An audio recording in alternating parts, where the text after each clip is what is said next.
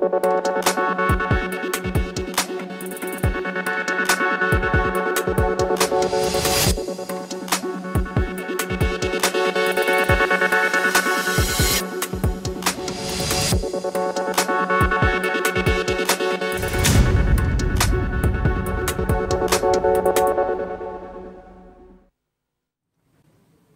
जन टीवी देख रहे हैं आप। मैं श्वेता शर्मा आपके साथ। खबरों की शुरुआत से पहले एक नजर डालेंगे अभी की हेडलाइंस पर।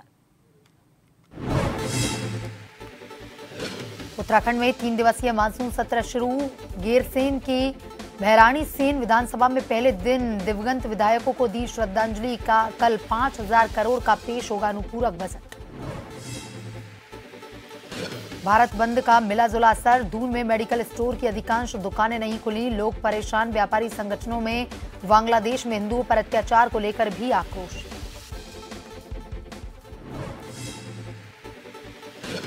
उत्तराखंड के उधम सिंह नगर में सड़क हादसा, कार ने ई रिक्शा को मारी टक्कर, 4 लोगों की मौत, गर्भवती महिला भी शामिल।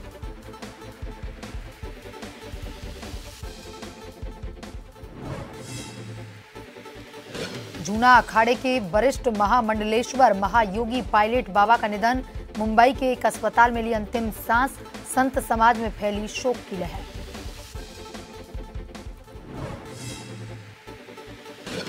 मानसून की बारिश से पहाड़ों में तबाही, आज 6 जिलों में अलर्ट। बद्रीनाथ राष्ट्रीय राजमार्ग बाधित।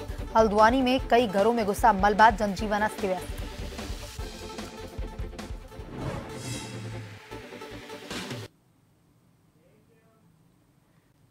उत्तराखंड की ग्रीष्मकालीन राजधानी गैरसैंण की भैराणी सेन विधानसभा में 3 दिवसीय मानसून सत्र शुरू हो गया है। सत्र का आज पहला दिन है। सबसे पहले सदन में दिवंगत विधायकों को श्रद्धांजलि दी गई। वहीं आज सदन पटल पर 3 विधेयक पेश किए जाएंगे। सत्र के लिए मुख्यमंत्री पुष्कर सिंह धामी, विधानसभा अध्यक्ष ऋतु खंडूड़ी भूषण, संसदीय कार्य मंत्री प्रेमचंद अग्रवाल समेत मंत्री व विधायक भैराणी सेन पहुंचे हैं। लगभग 1.5 साल बाद सरकार के पहुंचने से भैराणी सेन में रौनक लौटी है। 3 दिवसीय सत्र में प्रदेश सरकार की ओर से कल 5,000 करोड़ रुपए का अनुपूरक बजट सदन में पेश किया जाएगा। इसके अलावा कई विधेयक व प्रतिवेदन रिपोर्ट पटल पर रखी जाएंगी।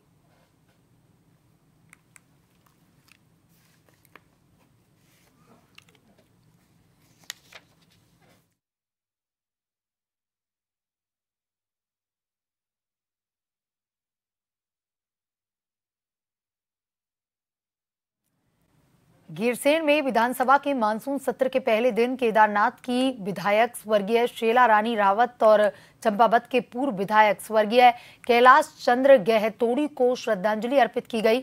मुख्यमंत्री पुष्कर सिंह धामी ने सदन में कहा कि स्वर्गीय शेला रानी रावत केदारनाथ विधानसभा क्षेत्र के लोगों के बीच में हमेशा उनके संघर्षों के साथ खड़ी रहीं।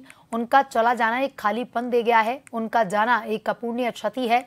मुख्यमंत्री ने कहा कि स्वर्गीय शेला रानी रावत एक प्रखर नेत्री थी जो हर किसी से बेहद आत्मीयता से मिलती थी। वे राज्य एवं क्षेत्र के मुद्दों को प्रभावशाली रूप से उठाती रहीं।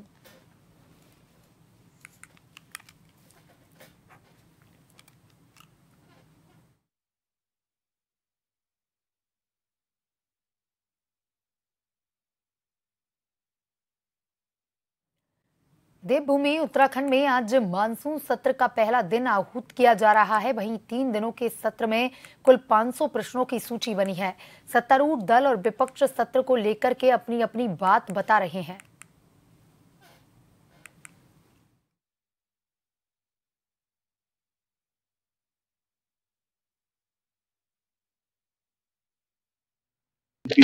पहले दिन हमारे विधायक केदारनाथ शेला रानी रावत जी का देहांत हुआ और उनको श्रद्धांजलि दी जाएगी। चंपावत के पूर्व विधायक वन विकास निगम के अध्यक्ष कैलाश गहतोड़ी जी का भी देहांत हुआ था। उन दोनों को ही श्रद्धांजलि देने के बाद आज सदन शाम तक के लिए फिर कुछ जरूरी काम होने के बाद कल से फिर शुरू होगा। उसमें अनुपूरक बजट आएगा और यह अनुपूरक बजट हमारा जो सामान्य बजट आया था उस बजट को ठीक प्रकार से धरातल पर उतारने के लिए, कहीं कोई कमी न रहे, हर क्षेत्र में विकास के लिए और जो आवश्यकताएं हैं धन की वो धन वहां तक पहुंचे। अनुपूरक बजट उसको पूरा करेगा। अच्छा माहौल है और मुझे बहुत खुशी है कि हम भराड़ीसैंण पहुंचे हैं और यहाँ पर सत्र लग रहा है।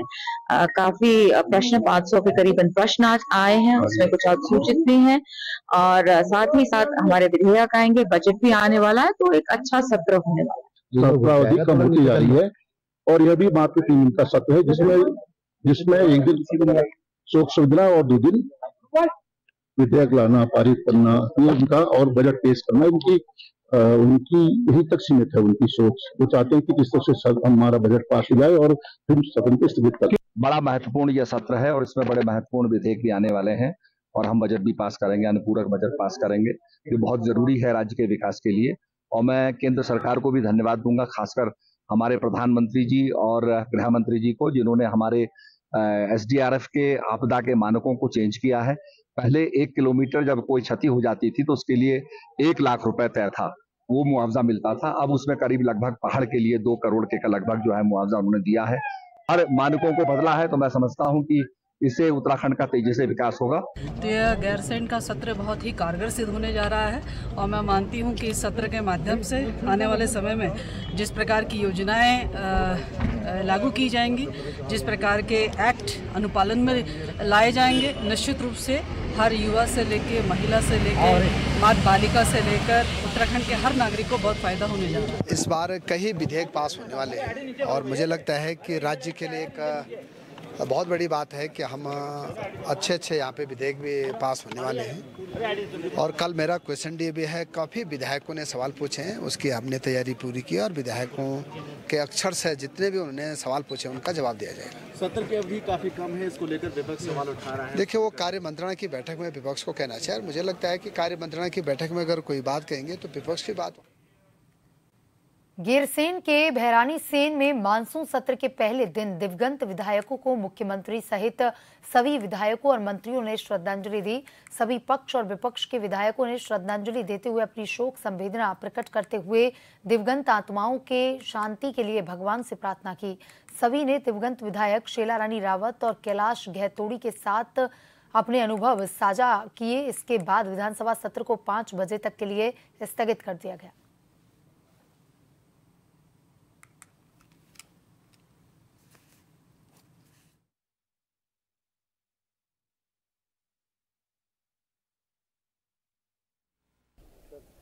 गैरसैंण के भराड़ीसैंण में आज विधानसभा सत्र की शुरुआत हो गई है।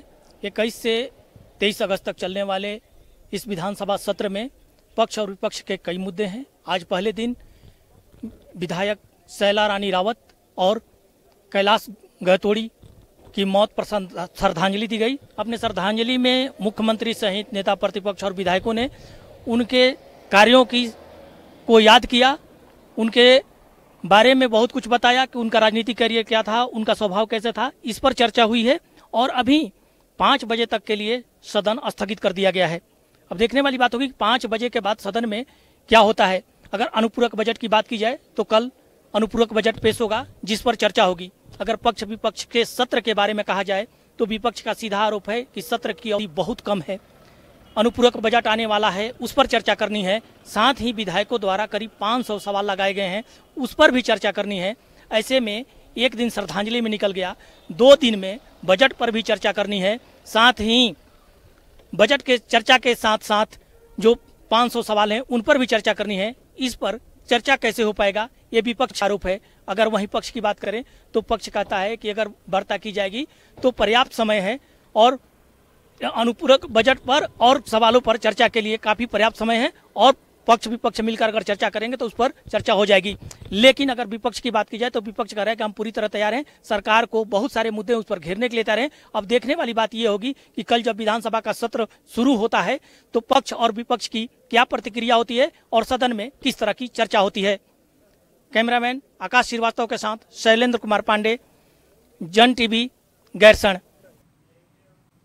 लोहाघाट में भव्य मंगल कलश यात्रा निकाली गई। प्रसिद्ध विश्वेश्वर महादेव मंदिर में 7 दिवसीय श्रीमद् भागवत कथा का शुभारंभ हुआ। महिलाओं के द्वारा विश्वेश्वर मंदिर से भव्य मंगल कलश यात्रा निकाली गई, जिसमें क्षेत्र की सैकड़ों महिलाओं ने कुमाऊनी परिधानों में सज धज कर कलश यात्रा में प्रतिभाग किया। कलश यात्रा के बाद पंडित मनमोहन जोशी के द्वारा गीता भवन में पूजा संपन्न करवाई गई।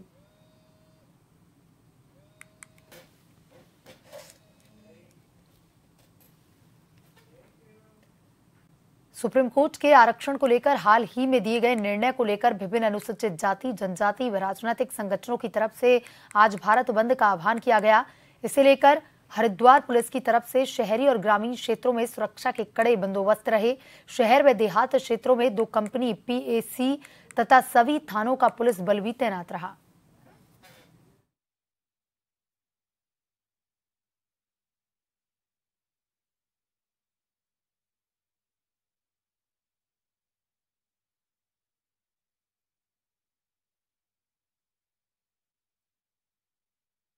भारत बंद के आह्वान को लेकर भीम आर्मी आजाद समाज पार्टी के कार्यकर्ता मालवीय चौक पर इकट्ठा हुए। आज भारत बंद का भीम आर्मी आजाद समाज पार्टी के कार्यकर्ताओं के द्वारा ऐलान किया गया था। रुड़की में भारत बंद का कोई असर नहीं दिखाई दे रहा। साप्ताहिक छुट्टी होने के कारण आज अधिकतर बाजार पहले से ही बंद रहते हैं।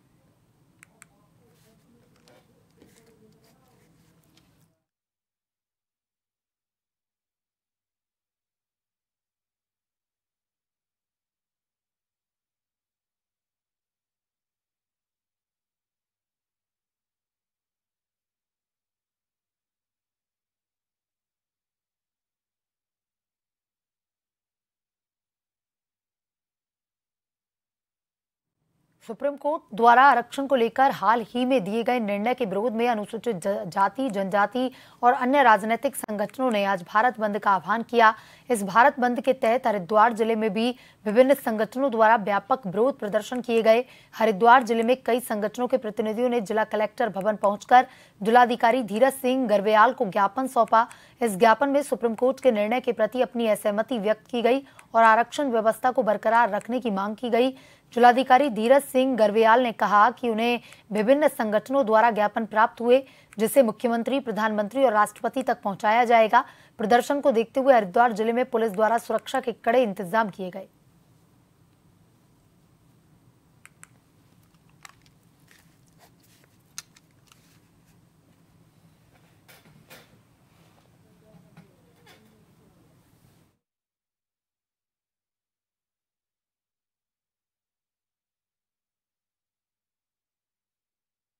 आज यहाँ पे विभिन्न संगठनों द्वारा जो क्रिमिनल व्यवस्था को लागू करने के संबंध में जो माननीय उच्चतम न्यायालय ने जो निर्णय लिया है, उसके संबंध में विभिन्न संगठनों ने अपना ज्ञापन दिया है और जो कि माननीय मुख्यमंत्री महोदय और राष्ट्रपति महोदय उनको संबोधित है।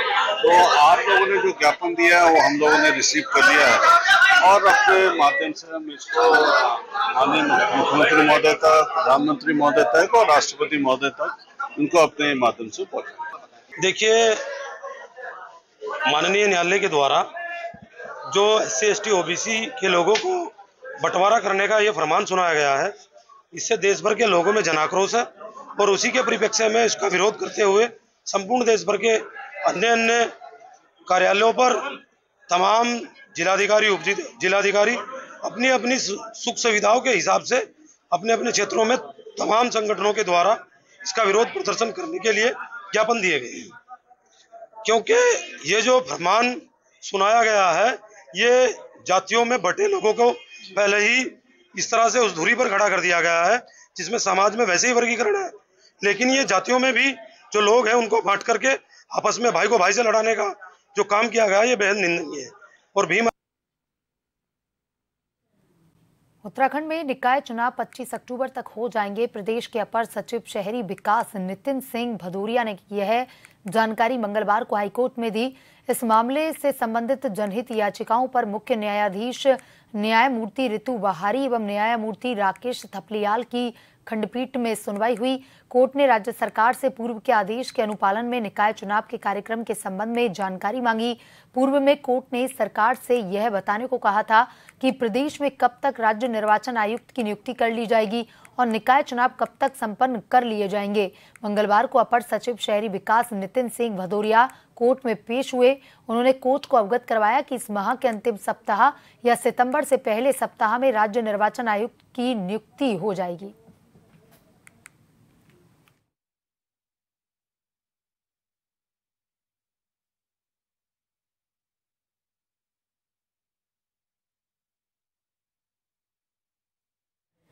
खबर हरिद्वार के लक्सर से है, जहां आंगनबाड़ी केंद्रों में पढ़ने वाले छोटे छोटे मासूम बच्चे राम भरोसे ही अपना जीवन जी रहे हैं। तहसील क्षेत्र के जीवारेडी गांव में आंगनबाड़ी केंद्र में बच्चों के लिए शौचालय नहीं है और ना ही भोजन बनाने के लिए रसोई घर है। यहां तक के 2 आंगनबाड़ी केंद्र एक ही कमरे में संचालित किए जा रहे हैं। जिस कमरे में बच्चे पढ़ रहे हैं उसी में 2-2 गैस सिलेंडरों से बच्चों के खानों के लिए भोजन बनाए जा रहे हैं, जो भविष्य में कभी भी बच्चों के लिए बड़े हादसे का कारण बन सकता है।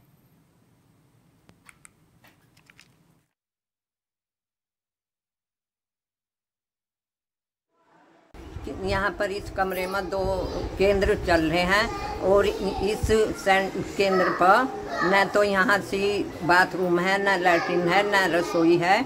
एक कमरे में ही 2 सिलेंडर बच्चों के लिए खाना बनाया जाता है, तो 2 सिलेंडर और चूल्हे सिलेंडर गैस के 2 हुई रखे। गैस भी और कोई हादसा अगर होता है तो कौन जिम्मेदार होगा? हमने सबको कह कर देख लिया, कोई इस बात पर सुनवाई नहीं कर रहा। यह बाथरूम और ये लैट्रिन एकदम तीनों चीज़ हमें बहुत ज़रूरी चाह रही है। हम बहुत दिक्कत में थे, आप आया, आपने हमारी बात सुन ली, इसलिए हम थोड़े वो हो गए। यहाँ पानी इतना भर जाता है, हम सेंटर घर चलाते हैं इस टाइम पर यहाँ पानी भर जाता है। अब मैडम को भी कहा हमने, सीढ़ियों पर भी एक चक्कर लगाया, उन्होंने हमारी बात नहीं सुनी। हम कहते रहे, हम बहुत परेशानी में उधर जावा वो ना करते हों, इधर बच्चे ही आने चाहिए बाथरूम करने के लिए। हम चलो बस इतना ही मैं कहना चाहूँगी कि मुझे सही वो रास्ता मिला और मैं आपके लिए आभार हूँ। उत्तराखंड के उधम सिंह नगर में बुधवार सुबह कार ने ई-रिक्शा को टक्कर मार दी। इसमें 4 लोगों की मौत हुई। मृतकों में एक गर्भवती महिला भी शामिल थी, जो बच्चे को जन्म देने के लिए अस्पताल जा रही थी। उसकी पहचान ज्योति के रूप में हुई है।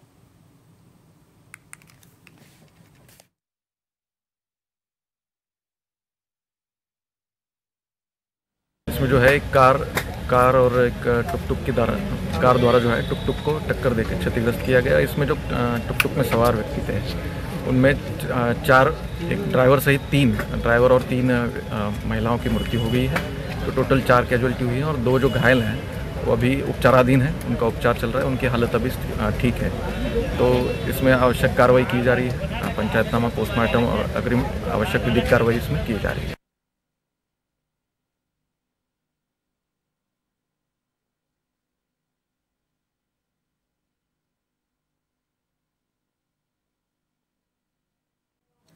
रुड़की सिविल लाइंस कोतवाली क्षेत्र का निवासी एक युवक पिछले 4 दिन से लापता था, जिसकी मोटरसाइकिल मेवट से मिली थी और लापता युवक का शव गंगनहर से बरामद हुआ है। मोनू जलबीर ने बताया कि मृतक मेवट से गंगनहर में डूबा था। मृतक युवक अपने घर बोलकर आया था कि मैं मरने जा रहा हूं, जिसका शव आज गंगनहर से बरामद हुआ है। शव को पुलिस ने पोस्टमार्टम के लिए रुड़की सिविल अस्पताल के PM हाउस में भिजवा दिया है।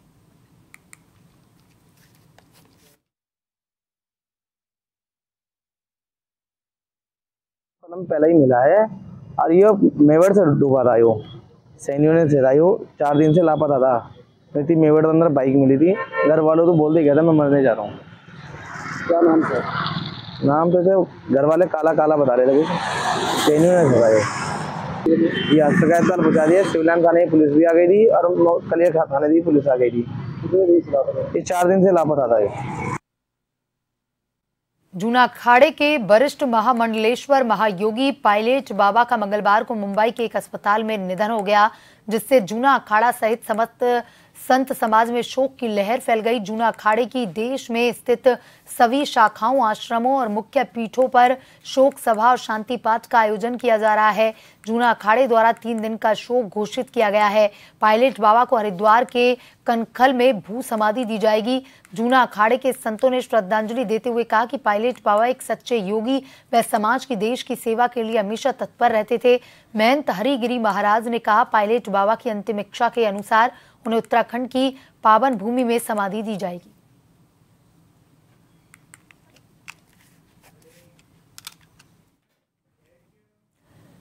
बद्रीनाथ राष्ट्रीय राजमार्ग फिर एक बार कई जगहों से बाधित हुआ है। चडवा पीपल के पास पहाड़ों से मलबा आ जाने के चलते ये बाधित हो गया है। नंदप्रयाग के पास भारी मलबा आने के चलते मार्ग अवरुद्ध हो गया।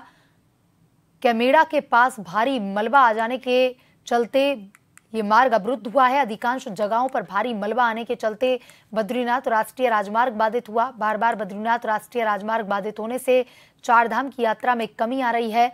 अधिकांश जगहों पर राजमार्ग बाधित होने से वाहनों पर ब्रेक लग गया है। तीर्थयात्रियों से लेकर स्थानीय लोग परेशान हो रहे हैं। संबंधित विभाग की मशीनें मार्ग को खोलने में लगी हुई हैं। 2 दिन से लगातार पहाड़ों में मूसलाधार बारिश हो रही है। लगातार बारिश होने के चलते पहाड़ों का जनजीवन अस्त व्यस्त नजर आ रहा है।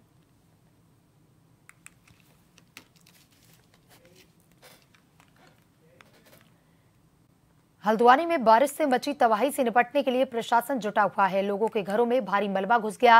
राजस्व विभाग के कर्मचारी नुकसान का आकलन कर आर्थिक सहायता की चेक बांट रहे हैं, तो वहीं नगर निगम सड़कों के पर आए हुए मलबे की सफाई में लगा हुआ है।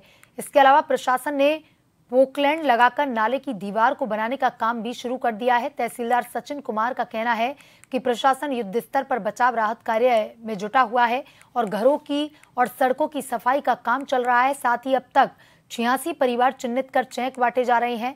सफाई में थोड़ा समय और लगेगा। फिलहाल हालात नियंत्रण में है।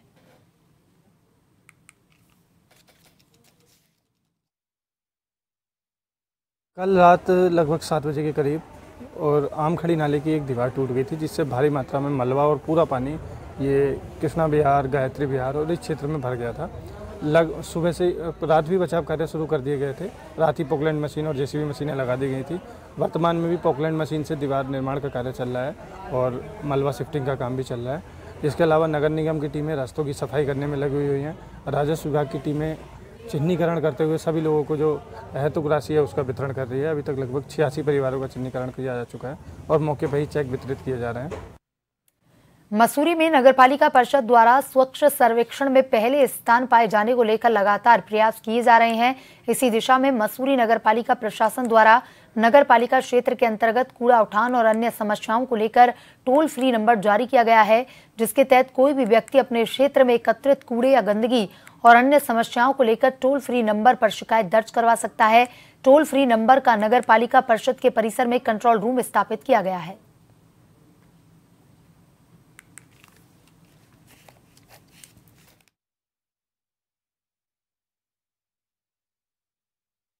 द्वारा निर्देश दिए गए थे कि एक टोल फ्री नंबर नगरपालिका का होना चाहिए, जिसपे आम जनता अपनी शिकायत भेज सके। तो इसी क्रम में हमारे आज टोल फ्री नंबर लगाया गया और एक कंट्रोल रूम यहाँ पे स्थापित किया गया है, जिसमें सुबह 5 बजे से और रात्रि के 11 बजे तक हमारे कर्मचारी उपलब्ध रहेंगे और जो भी कंप्लेंट कोई करेगा उसकी यहाँ पे कंप्लेंट नोट की जाएगी, उसे आगे फॉरवर्ड किया जाएगा, उससे फिर उसका कंप्लायंस ली जाएगी और कंप्लायंस लेने के बाद जिसने कंप्लेंट करी है उसको अवगत कराया जाएगा कि ये आपकी कंप्लेंट रिजॉल्व हो गई है। बुलेटिन में अभी तक के लिए इतना ही। बने रहिए जन टीवी के साथ। नमस्कार।